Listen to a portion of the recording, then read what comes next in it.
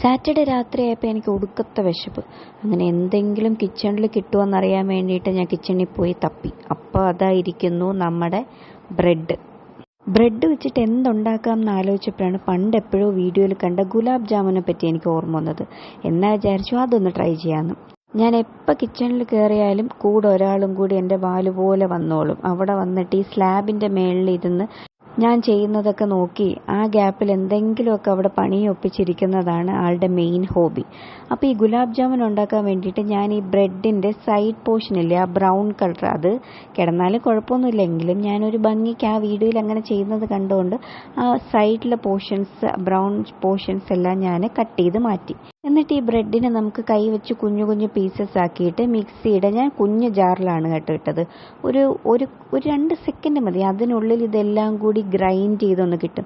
ഭയങ്കരമായിട്ട് പൊടിച്ചില്ല ഞാൻ, ഇച്ചിരി ഒരു തരിയായിട്ട് തന്നെ കിടന്ന രീതിക്കാണ് ചെയ്തത്. എന്നിട്ട് ഞാൻ എന്ത് ചെയ്തെന്ന് വെച്ചാൽ വേറൊരു പാനിൽ കുറച്ച് വെള്ളം ചൂടാക്കാനായിട്ട് പാരലലി വെച്ചിട്ടുണ്ടായിരുന്നു. അതിൽ ആവശ്യത്തിനുള്ള പഞ്ചസാരയും കൂടി ഇട്ടു, നമുക്ക് ആ സിറപ്പ് ഉണ്ടാക്കാൻ വേണ്ടിയിട്ട്.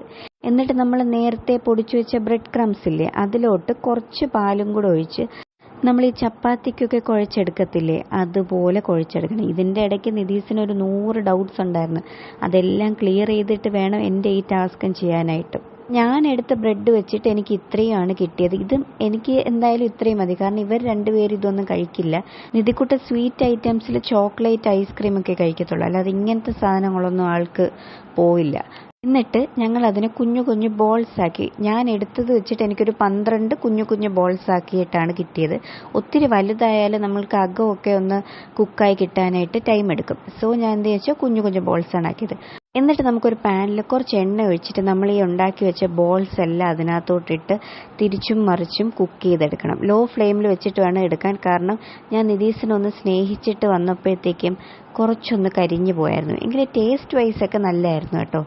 അപ്പോൾ ഇതാണ് ഞാൻ പറഞ്ഞ ആ ലേശം കരിഞ്ഞു പോയത്. അപ്പോൾ നിങ്ങൾ ഉണ്ടാക്കുകയാണെങ്കിൽ ലോ ഫ്ലെയിമിൽ ഉണ്ടാക്കിയാൽ മതി, അപ്പോൾ പ്രശ്നം വരത്തില്ല. എന്നിട്ട് നമ്മൾ നേരത്തെ ഉണ്ടാക്കി വെച്ച സിറപ്പില്ലേ, അതൊന്ന് ചൂട് മാറിയതിന് ശേഷം ഞാൻ ഈ ബോൾസ് എല്ലാം അതിനകത്തോട്ട് എടുത്തിട്ട് ഒന്ന് തണുത്ത് കിട്ടാൻ വേണ്ടിയിട്ട് ഞാൻ വെയിറ്റ് ചെയ്തു.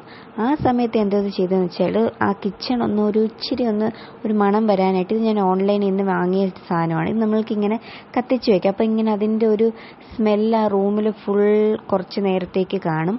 അപ്പോൾ അതൊക്കെ ഞാൻ ചെയ്ത് വെക്കുന്നുണ്ടായിരുന്നു ഇതിൻ്റെ ഗ്യാപ്പിൽ. പിന്നെ ഇത് മുന്നത്തെ വീഡിയോയിൽ ഞാൻ കാണിച്ചിട്ടുള്ള എൻ്റെ ഇൻഡോർ പ്ലാന്റ്സ് ആണ്. അത് രണ്ടും ഞാൻ കിച്ചണിലാണ് വെച്ചത്, ഒന്ന് ഞാൻ അമ്മയ്ക്കും കൊടുത്തു. അപ്പോൾ ഇതാണ് നമ്മുടെ ഗുലാബ് ജാമുൻ. നിധിക്കുട്ടിന് കുറച്ച് ടേസ്റ്റ് ചെയ്യാൻ കൊടുത്തിട്ട് ബാക്കി 2-3 ബോൾസ് കഴിച്ചിട്ട് ബാക്കി ഞാൻ ഫ്രിഡ്ജിലോട്ട് എടുത്ത് വെച്ചു അടുത്ത ദിവസം കഴിക്കാൻ വേണ്ടിയിട്ട്.